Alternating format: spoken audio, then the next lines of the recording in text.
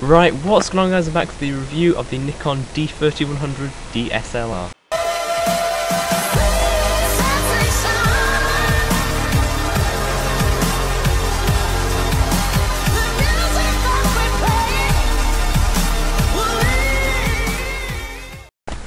Okay, so the D3100 is really popular because there's only two cameras you can get at this price point, which is around £300 to £400. There's this, or the Canon 1100D, which really just doesn't have the specs to compare to this camera. Okay, so for some hard specs for this camera, it is 12 megapixel CMOS APS-C sensor. The standard lens is the Nikon 18-55 kit lens.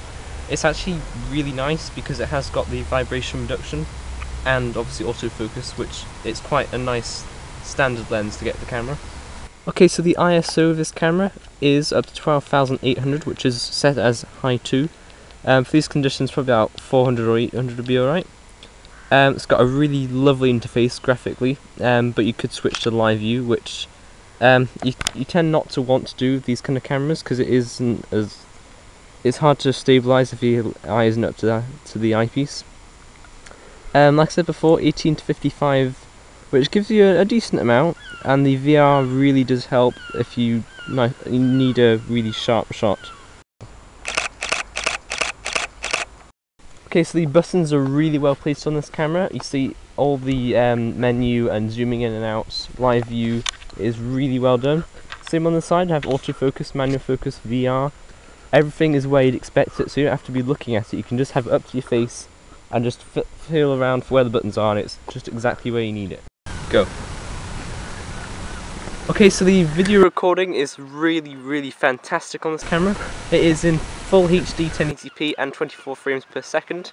There is a bit of video rolling because of the CMOS sensor, but it's actually not as bad as I thought it would be, so I'm quite pleased with that. So some problems with filming is that if you have it on continuous focusing, you can actually hear the motor. Yeah, so this was my review on the Nikon D3100 DSLR.